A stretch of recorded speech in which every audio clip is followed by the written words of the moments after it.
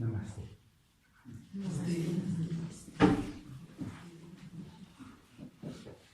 On raconte qu'on vit un jour un homme sortir de la forêt. Il était à moitié nu, un simple pagne autour des reins, et sous la crasse de sa peau, on devinait l'angle des côtes.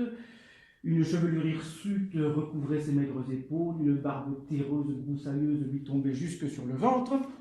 Sa peau était grise, comme couverte de cendres, et ses yeux brûlaient de fièvre, comme des charbons ardents, parce que cet homme sortait de 900 ans de méditation dans l'obscurité la plus profonde de la forêt.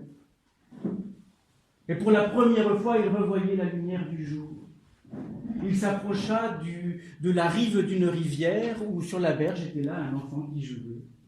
Et l'homme s'est approché de l'enfant, il s'est penché sur lui avec son regard irradiant de douceur et lui a demandé « Sais-tu écrire ?»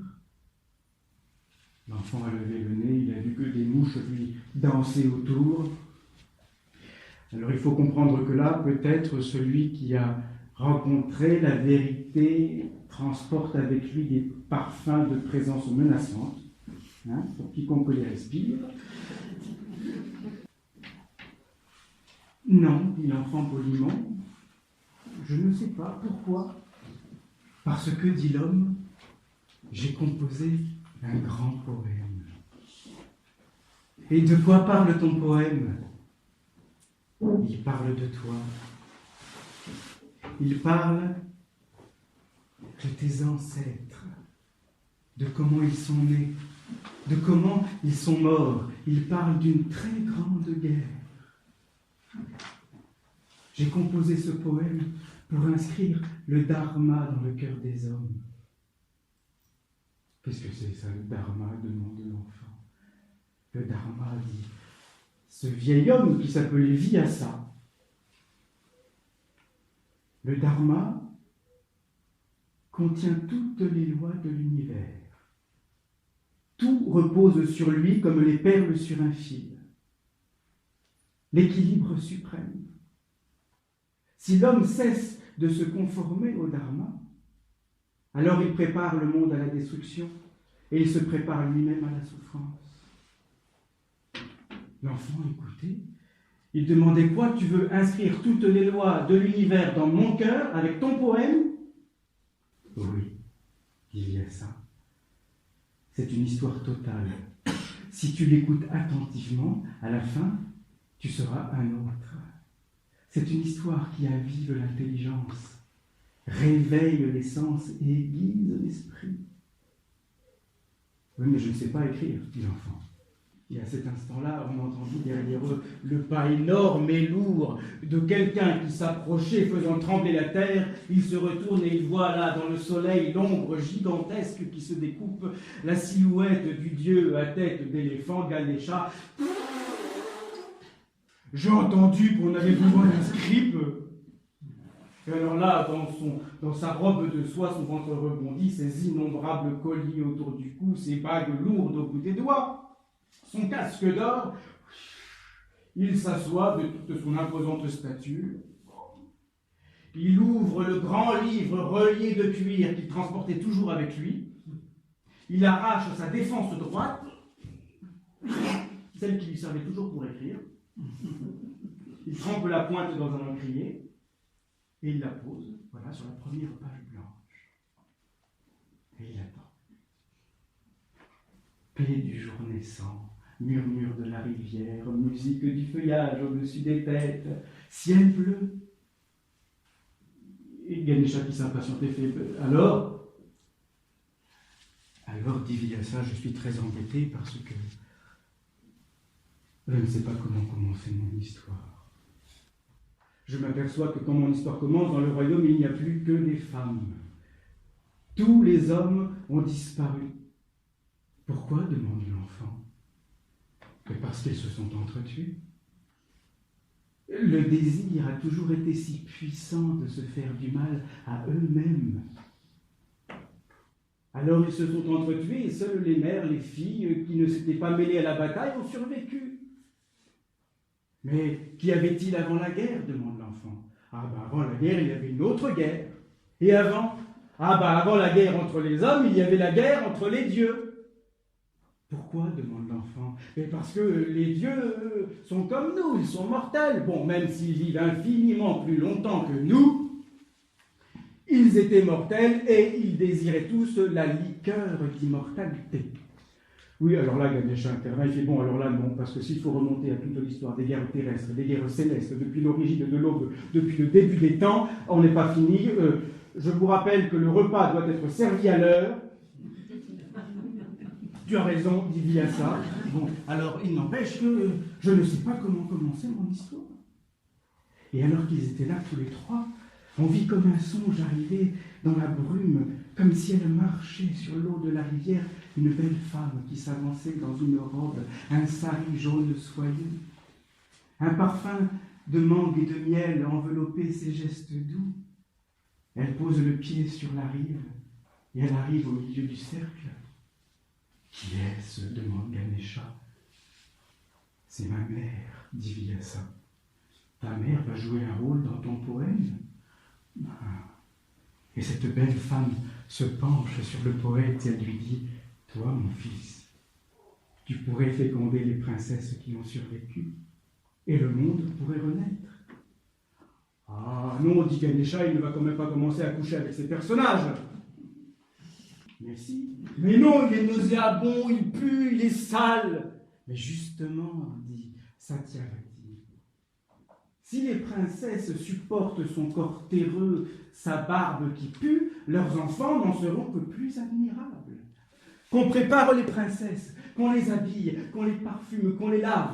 On avait immédiatement étendu des nattes, tendu un rideau de soie comme en guise de paravent. Et voilà que les princesses se présentaient. Une première passe derrière le paravent. Vyasa était là sur la berge regardant l'enfant. Ganesha, il passe derrière le rideau.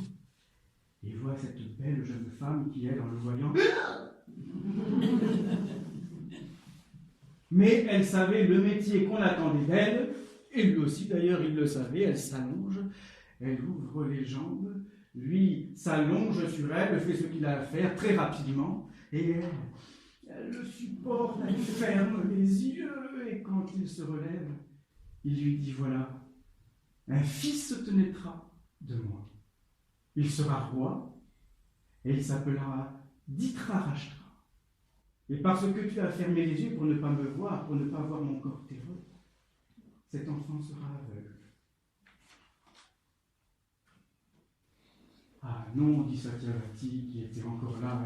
Non, nous avons besoin d'un roi. Un roi ne peut pas être aveugle pour que le monde renaisse. Qu'on fasse venir une autre princesse et tu nous donnes un fils en bonne santé, celui-là. Il y a ça repasse derrière le rideau. On fait venir une autre princesse qui fait tout ce qu'elle peut pour garder les yeux grands ouverts. Elle s'allonge, elle ouvre les cuisses. Vyasa fait son métier, mais il voit qu'elle devient blême. Sa peau pâlit, elle serre les poings. Et quand il se redresse, il lui dit, voilà, un fils te naîtra de moi. Mais pourquoi tu blêmis? Je te répugne, je sens mauvais. Il s'appellera Pandu. Il aura la peau blanche comme le lait. Pandu le blême. Ton histoire commence d'une étrange manière, dit Ganesha. Oui, dit Vyasa, les commencements ont toujours quelque chose de mystérieux. Il faut que tout naisse dans l'imperfection. Sinon, il n'y aurait pas d'histoire. Sinon, la vie n'existerait pas sur la Terre. L'humanité serait inutile.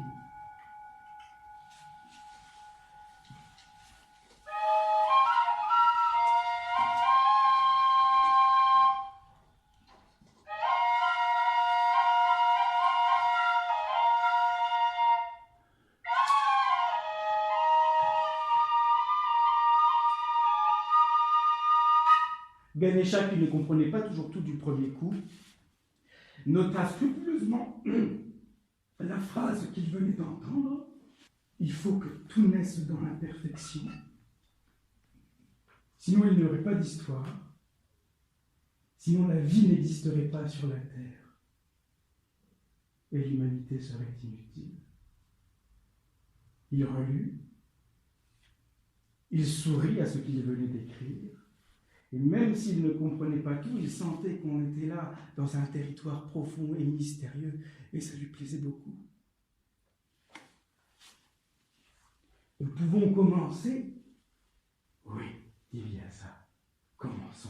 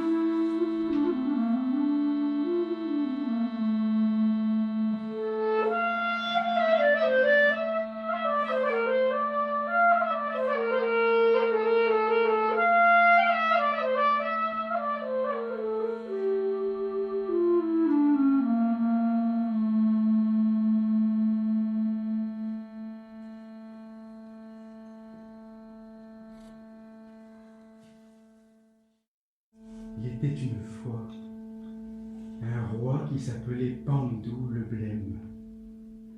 Il était monté sur le trône à la place de son frère aîné qui était aveugle. Et comme chaque roi doit avoir sa reine, le jour du sacre, on choisit pour lui une princesse. Elle s'appelait Kunti, elle était petite, la peau noire. Un parfum d'abricot, de karité, d'amande recouvrait sa peau. Elle avait le pied menu, délicat, la natte tressée sur le front.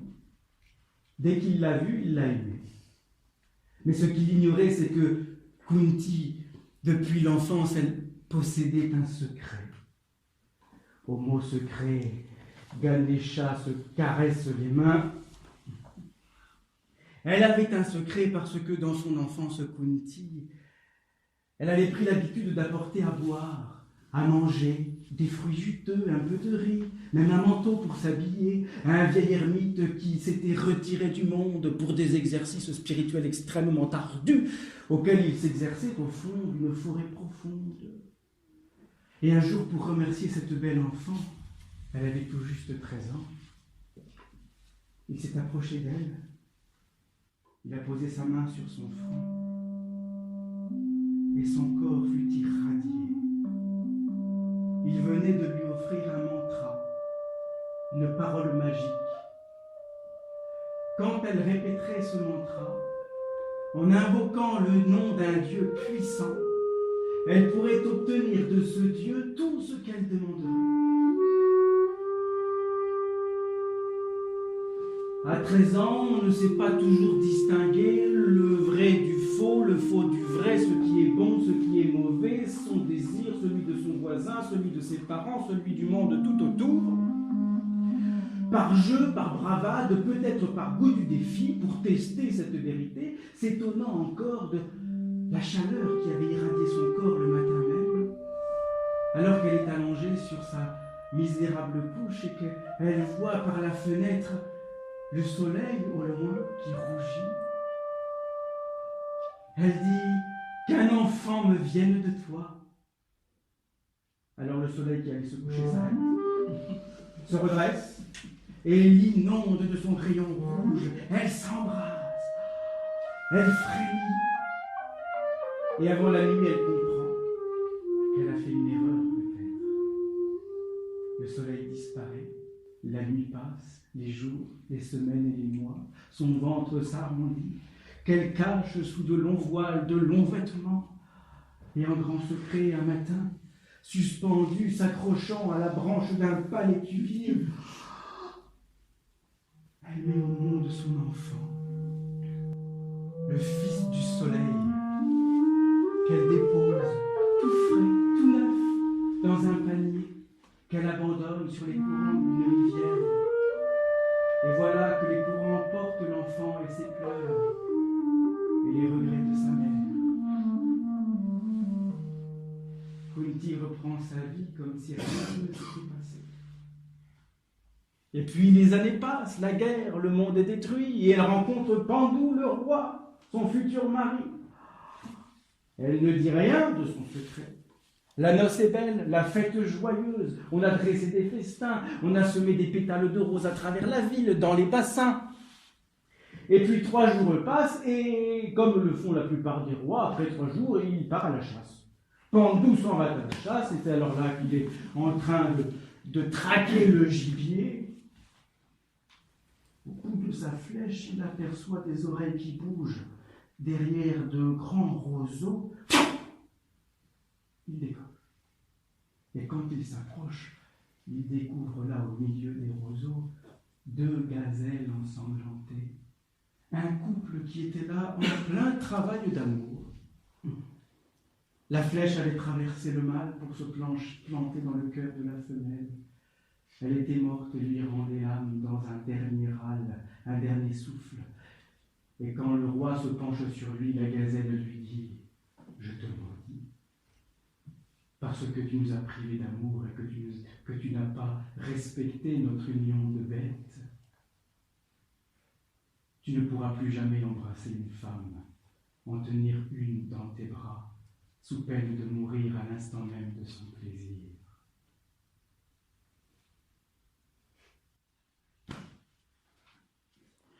Pandou, qui est aimé pour repeupler la terre, ne pourrait plus jamais approcher Kunti. Il était obligé de déposer la couronne. Et c'est ainsi que Dhritarashtra, son frère aîné aveugle, les mains tendues, fut guidé jusqu'au trône où il venait de s'asseoir pour remplacer le roi déchu. Un roi aveugle va diriger le monde, demande Ganesha. Oui, dit Vyasa. Et ce n'est pas tout, car lui aussi on lui avait choisi une princesse. Elle était belle, elle s'appelait Gandhari. Mais avant même de rencontrer son époux, elle demande à ses servantes de lui bander les yeux, qu'on lui retire pour toujours la lumière du jour et qu'on la plonge dans la même nuit, car elle ne veut jamais reprocher sa cécité à cet homme qu'elle va épouser.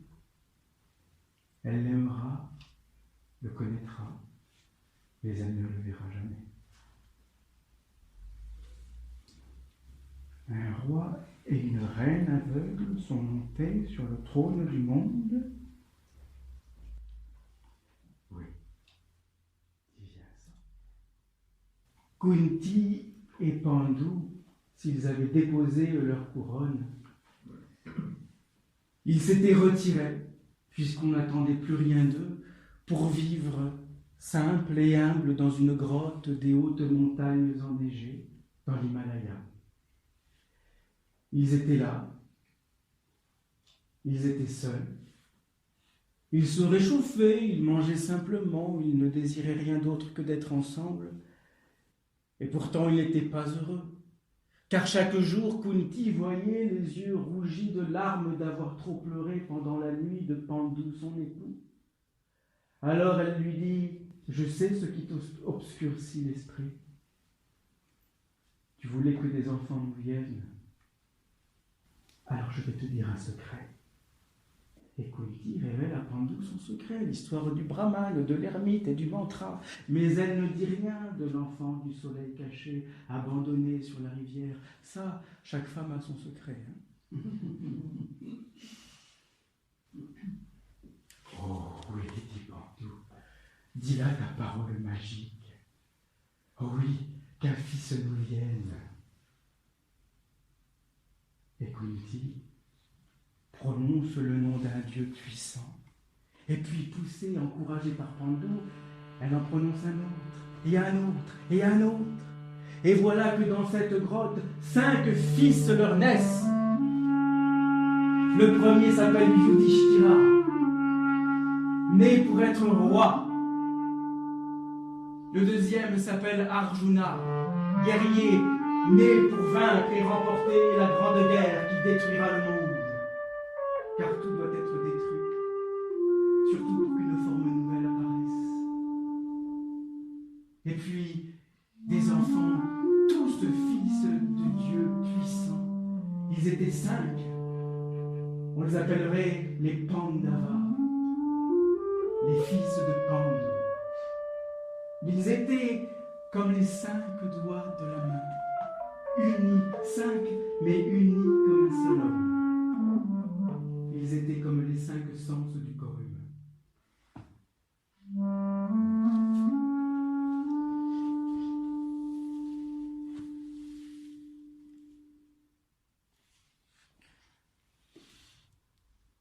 Pendant ce temps, au cœur de la cité royale, dans le palais,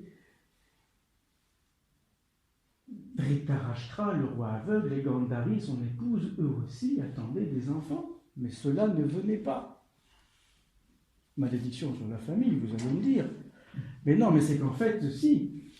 Gandhari était enceinte, mais depuis 2 ans déjà maintenant. 2 ans qu'elle était pleine. Moi, je ne sais pas quand. Ta mère était accouchée au bout d'un certain temps. 3 ans, toi. Oh. 3 ans. Yes. On fait monter les enchères. Qui dit mieux? 2 ans qu'elle était enceinte, Gandhari, et elle était pleine, elle était ronde, et quand elle apprend, parce que la rumeur fait son travail, que dans les montagnes, Pandu, le roi déchu, et son épouse Kunti ont mis au monde 5 enfants, alors qu'ils ne devaient pas en avoir, qui sait, ils vont peut-être vouloir réclamer la couronne. Mais elle était bien, elle, sur son trône, même si elle n'y voyait rien. Après tout, c'était la plus belle place du monde. Alors là, il fallait que lui vienne des fils, c'était sûr, c'était décidé. Elle demande à sa servante de ramasser une grosse barre de fer qui traîne au coin de l'âtre et de lui frapper le ventre. Et la servante s'exécute.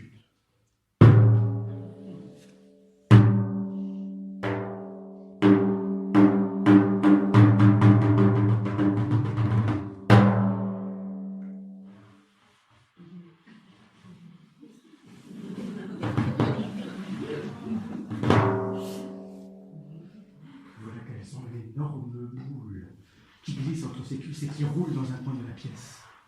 Qu'est-ce que c'est? Ça ne bouge pas, ça ne crie pas. Non, dit la servante, c'est C'est dur et froid comme du métal. Jette ça dans un puits. Non, dit Vyasa le conteur, qui venait d'entrer dans son histoire. Ça peut nous surprendre à nous qui sommes ici, mais il faut comprendre qu'en ce temps-là, quand un conteur racontait une histoire, ces personnages vivaient, on les sentait, on les voyait. On n'avait pas encore fait le pas entre le visible et l'invisible, l'un n'allait pas supplanter l'autre. Ce qu'on appelle réalité n'avait pas plus d'importance que le songe. Alors il était entré dans sa propre histoire, et il s'adresse à la reine aveugle et lui dit « Découpe cette boule en 100 parts. Répands ces 100 parts dans 100 jarres de terre cuite, il te viendra 100 fils. » Et ils ont découpé, ils ont mis dans les jarres, ils ont arrosé quand même. Et voilà qu'après un certain temps, un premier fils est sorti de sa jarre de terre cuite. Il hurlait comme un âne. Et par-delà la ville, dans la jungle, dans les forêts, dans les campagnes, lui répondirent toutes les bêtes sauvages, les hyènes, les chacals. On l'appela Duryodhana, le dur à vaincre. Il y avait tellement de souffrance, de douleur, de ténèbres dans son cri que Drona, un sage qui était là, parce que depuis qu'un roi et une reine aveugle étaient montés sur le trône, eh bien des sages, des maîtres d'armes, des gens réfléchis étaient arrivés par-delà même des contrées inconnues, se disant qu'on aurait peut-être besoin d'eux un de ces jours. Drona va voir la reine Gandhari et il lui dit qu'il faut sacrifier son fils. Il apporte la douleur et le mal. Après tout, un enfant peut être sacrifié pour sauver une famille. Une famille peut être sacrifiée, dit-il, pour le bien d'un village. Un village pour sauver un pays. Et un pays tout entier pour sauver la terre. Non, dit Gandhari. Non. J'aimerais le sang de mon sang, même s'il apporte la haine et le mal, je garderai mon fils. Bientôt naissent après lui 99 frères, les Kaurava, tous porteurs de violence.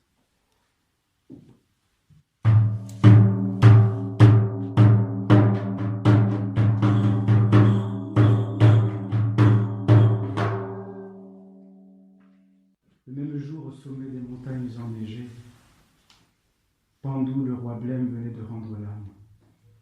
Il avait surpris son épouse Kunti alors qu'elle baignait ses jambes nues dans l'eau claire d'un ruisseau. Il s'est approché derrière elle et il a voulu l'embrasser. Elle l'a repoussé. Elle lui a rappelé la malédiction. Et lui a dit « Mais ne t'inquiète pas. Ah non, tu ne crains rien, toi. Si c'est ce que tu veux, dit-elle, alors il faudra me prendre de force. » Et c'est ce qu'il a fait. Il l'a prise de force et rendu l'âme dans un sourire. Parce qu'il songeait à ses 5 fils qu'il laissait après lui. Son corps fut brûlé sur un brasier funéraire dans les montagnes enneigées. Et tandis que le corps brûlait sur le seuil de cette caverne, Kunti et ses 5 enfants décident de retourner vivre dans la cité, dans le palais royal où toute cette histoire a commencé. Mais alors qu'ils vont partir, elle a cette parole étrange. Elle dit « La jeunesse de la terre a passé comme un songe trop court. À partir d'aujourd'hui, nous marchons vers le dessèchement et la destruction. » Oui, dit Vyasa le conteur qui était là juste derrière elle. Tu as raison. Une guerre universelle va avoir lieu. Une guerre inadmissible pour l'intelligence, insupportable, où les héros vont mourir sans savoir pourquoi. Derrière eux, dans les hauteurs, le brasier s'éteignait. La neige recouvrait les cendres, et quelques flammes s'essoufflaient à vaincre le vent et le brouillard. Pour atteindre notre but, il faut faire un saut de 20 années en avant. Oui, parce qu'on vous a dit que c'était une grande histoire.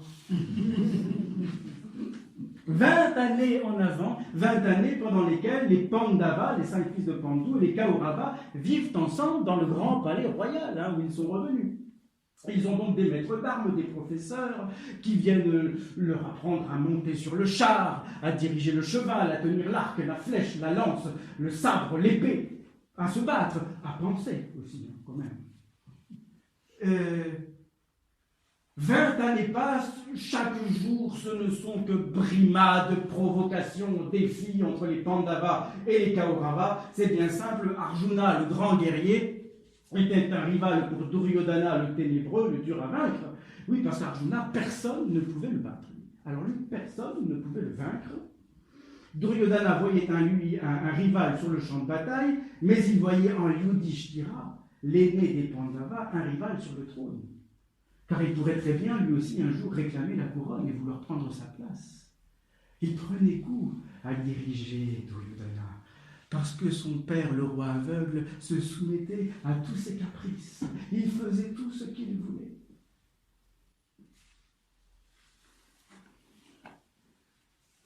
Dans une région reculée, on apprit que vivait une princesse qui s'appelait Draupadi. Et Draupadi était si belle qu'elle était, disait une légende très insistante, née dans les flammes d'un brasier rougissant, c'est vous dire si elle vous mettait le feu quand elle vous regardait. Et Draupadi était en âge de se marier, et donc, comme ça se faisait, c'était la coutume en ce temps-là, un tournoi allait avoir lieu, celui qui remporterait l'épreuve aurait le droit de l'épouser. L'épreuve consistait en quoi? Attendre la corde de l'arc le plus puissant de la terre. Oui, on ne fait pas dans la... on peut faire... Dans le pays de Draupadi, sur une esplanade au cœur d'un temple, bâti en escalier avec la jungle tout autour, tous les prétendants se rassemblent. Ils tentent certains de soulever l'arc sans même y arriver, c'était impossible. D'autres y arrivent, mais ils manquent de force dans la cuisse, ils manquent de force dans le bras, et voilà que d'autres abandonnent avec les doigts ensanglantés, jusqu'à l'instant où Arjuna, le grand guerrier, s'avance, ramasse l'arc.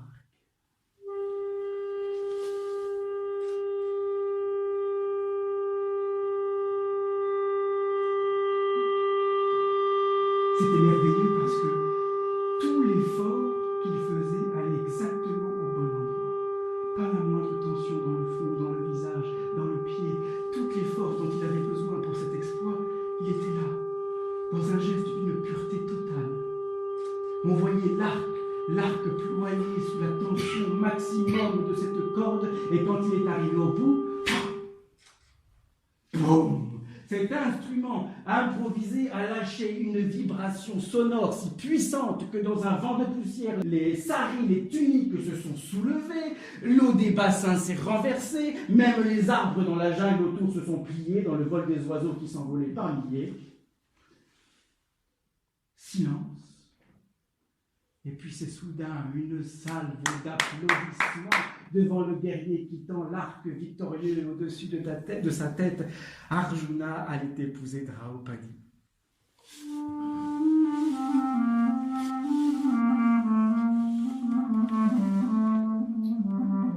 Il rentre bientôt chez lui, avec la belle à son bras, ses 4 frangins derrière lui. Ils arrivent dans le palais, dans la chambre de Kunti, leur mère, qui est occupée à broder une couverture de laine bleue, le front penché sur son métier. Ses fils et la belle épouse arrivent derrière elle, et Arjuna sur le sol fait « Mère, regarde ce que j'ai gagné !» Et sans se retourner, la mère fait « Eh bien, tu partageras avec tes frères. » Mais tous éclatent de rire. Kunti se retourne Elle voit la belle princesse au corps envoûtant, aux yeux si émouvants. Qu'est-ce que j'ai dit? Tu as dit que tu partageras avec tes frères. Aucun mensonge ne peut sortir de ma bouche. Aucune vérité ne peut en être détournée. Vous ferez comme j'ai dit.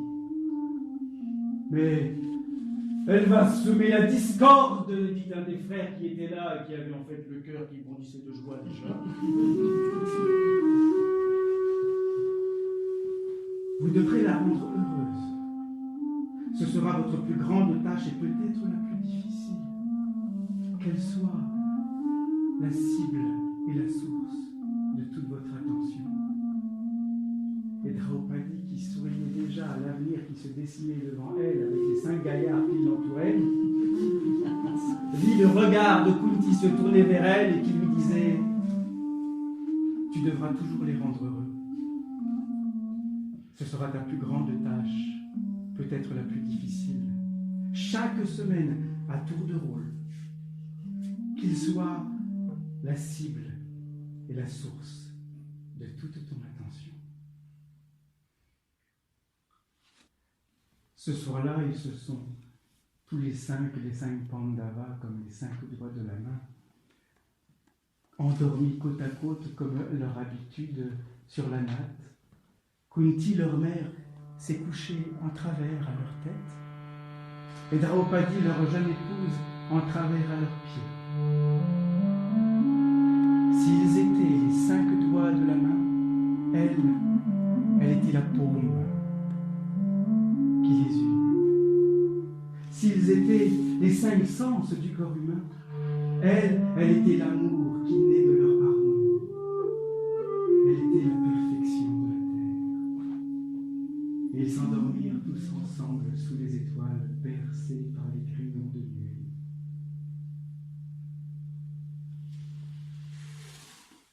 Le temps passe dans ce palais, les leçons que reçoivent de Drona, de Bhishma, les maîtres d'armes, les professeurs, les sages qui étaient là. Ces leçons donnent lieu à d'innombrables histoires, des contes en veux-tu en voilà, des aventures que je n'aurai pas le temps de vous raconter. Mais sachez simplement que parmi les nombreux exploits qu'Arjuna était capable d'accomplir, il pouvait tuer une bête sauvage de 7 flèches d'un coup dans la gueule. Et quand il visait un oiseau ou un pigeon au cœur d'une forêt tout en haut sur la branche, alors tout ce qu'il y avait autour disparaissait. Sa concentration était telle qu'il ne voyait plus que l'œil du volatile. La bête était là, le pigeon disparaissait, ses ailes aussi, sa tête, son bec, il ne voyait plus rien, même les feuilles, les arbres, les branches, le ruisseau autour, le bruit de la carriole qui passe derrière et renverse la poussière, des gens qui courent, le marché, les hurlements, rien. Il ne voyait plus rien d'autre que cet œil. Il décochait sa flèche, on ramassait l'oiseau, l'œil était transpercé, et un jour il a même tenté l'exploit comme ça, en tendant l'arc derrière sa tête. Il avait dit. Jusqu'au jour où sur l'esplanade où ils avaient l'habitude de se battre, de s'entraîner, on a vu s'approcher un colosse, un homme immense, une force prodigieuse qu'on n'avait jamais vue. Ils étaient là sur le terrain d'entraînement, au milieu des pantins de bois, de paille et des cibles, et l'homme qui était 2-3 fois plus grand que n'importe qui s'est approché d'Arjuna et il lui a dit « Tout ce que tu peux accomplir, je peux l'accomplir mieux que toi. » Drona et Bhishma, le maître d'armes, se sont regardés.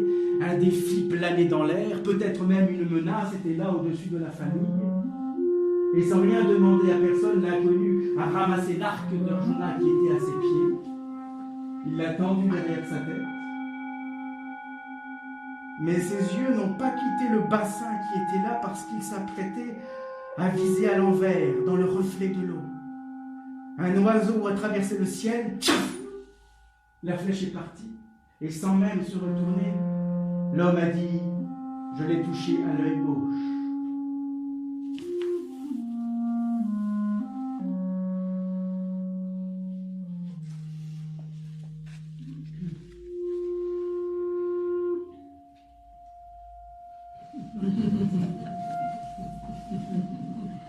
Duryodhana, fatigué de voir que personne ne parvenait à vaincre Arjuna, vit cet exploit comme un prodige. Il embrasse ce colosse. Mais comment tu t'appelles, toi? On m'appelle Karna. Et regardant Arjuna, il ajoute, tu me trouveras toujours au-dessus de toi. Mais déjà dans l'assemblée qui était là, on se demandait, Arjuna serait-il capable d'accomplir un tel exploit? Et peut-être qu'ils pourraient lutter ensemble, affronter, comparer, mesurer leurs forces. Un combat se prépare. Drona et Bhishma, professeurs, sages, maîtres d'armes, se disent « Ça sent pas bon ».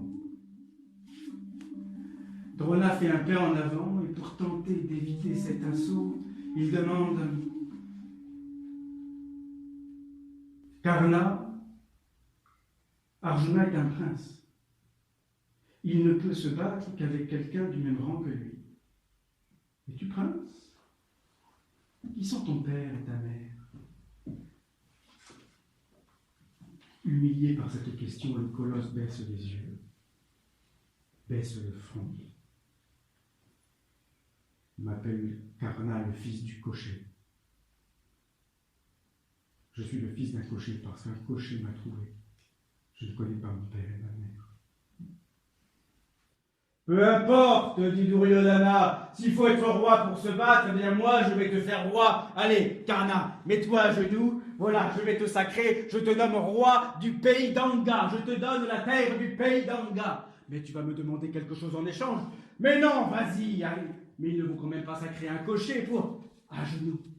Et dans ce simulacre de sacre, voilà que Karna est nommé, désigné, sacré roi du pays d'Anga pour pouvoir affronter Arjuna. Duryodhana lui remet toutes ses armes. Et à cet instant, Kunti, qui était là, vit dans les yeux de son fils Arjuna la haine.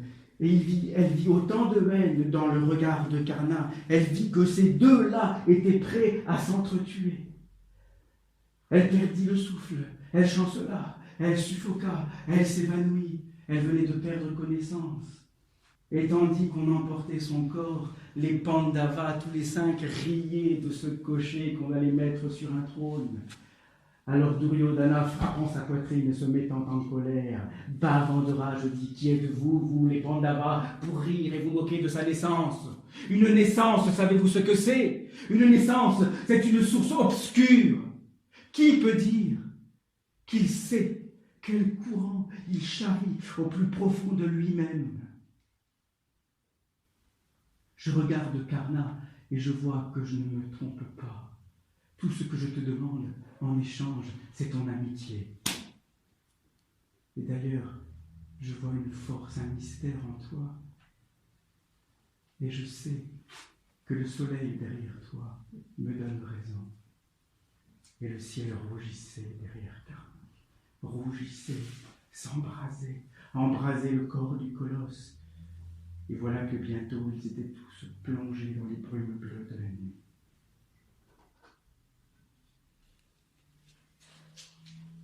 Le jour suivant, sous le conseil des sages du pays, Dhritarashtra, le roi aveugle, demande aux Pandavas et à leur mère Kunti, à leur épouse Draupadi, de quitter le palais royal. On leur avait donné un lopin de terre sec, aride, à l'autre bout de ce pays, éloigné, où il n'y avait rien qu'une vieille maison, une bâtisse toute bancale et misérable. C'est là qu'ils iraient vivre, parce que avoir tous ces guerriers, tous ces colosses sous le même toit était beaucoup trop dangereux pour la paix de ce pays. Et c'est ainsi qu'on les a vus, traînant les pieds, quittant la cité, tous les 5, avec derrière eux, sur un maigre attelage, leur épouse et leur mère. Un maigre attelage dont la roue pourtant tournait aussi implacablement que leur destin.